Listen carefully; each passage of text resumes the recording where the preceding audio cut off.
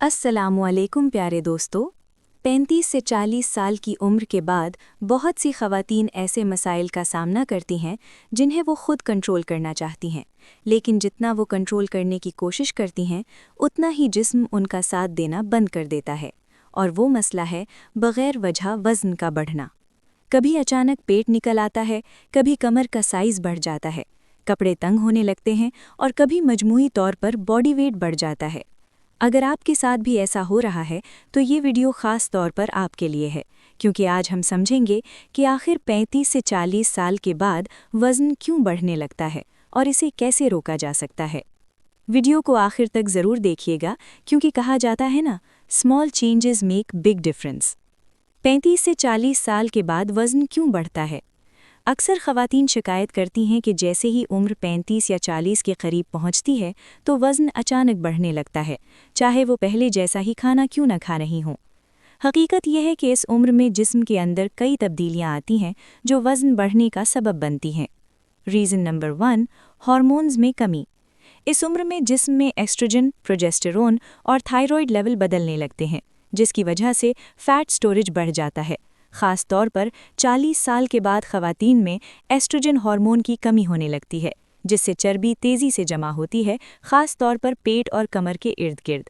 इसी के साथ मेटाबॉलिज्म भी सुस्त हो जाता है, यानी जिस्म कम कैलोरीज जलाता है। नतीजतन वही खाना जो पहले वज़न नहीं बढ़ाता था अब वज़न बढ़ाने लगता है। Reason number 2, muscles loss.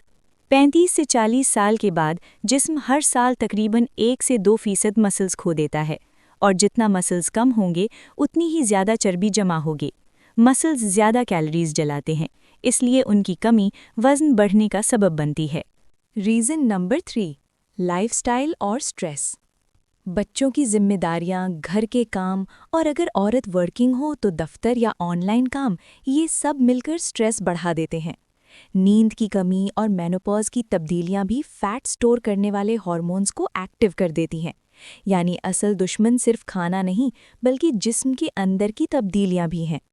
Action plan, क्या करना चाहिए? अब बात करते हैं इन अमली इक़दामात की जो हर खातून को 35 से 40 साल के बाद ज़रूर अपनाने चाहिए। स्टेप नंबर 1, प्रोटीन बढ़ाएं।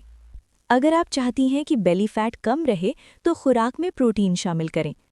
प्रोटीन भूख कम करता है, मेटाबॉलिज्म बढ़ाता है, मसल्स बनाने में मदद देता है। प्रोटीन की ज़राए: अंडे, दालें, दही, चिकन, भुने हुए काले चने वगैरह।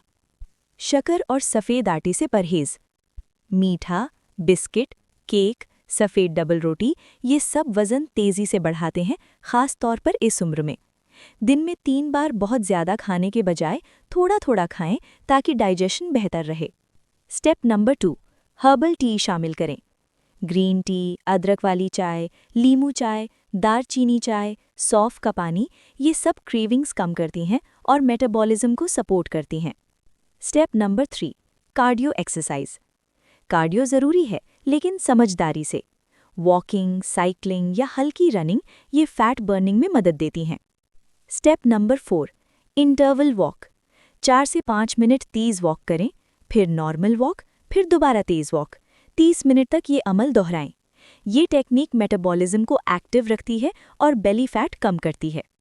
स्टेप नंबर 5, अच्छी नींद। रोज़ाना 7 से 8 घंटे की नींद ज़रूरी है। कम नींद लेने से कार्टिसोल हार्मोन बढ़ता है जो बेली फैट का बड़ा सबब है। Step number 6, weight training. हफ्ते में कम से कम 2 से 3 दिन हल्की वेट ट्रेनिंग करें। 1 या 2 किलो के डंबल्स घर में रखें। Exercises, wall pushups, squats, glute bridges, leg raises वगैरह। ये लोअर बॉडी फैट कम करने में मदद देती हैं। Step number 7, hydration. दिन भर मुनासिब मिकदार में पानी पिएं। ये मेटाबॉलिज्म और डाइजेशन दोनों के लिए ज़रूरी है। सबसे अहम बात, माइंडसेट बदलें।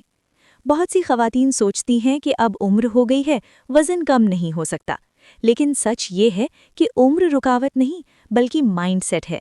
अगर आप रोज़ थोड़ी थोड़ी मुस्बत तब्दीलियां करेंगी तो न सिर्फ वज़न कंट्रोल में रहेगा बल्कि आप खुद को ज़्यादा स्ट्रॉन्ग, एक्टिव और कॉन्फिडेंट महसूस करेंगी।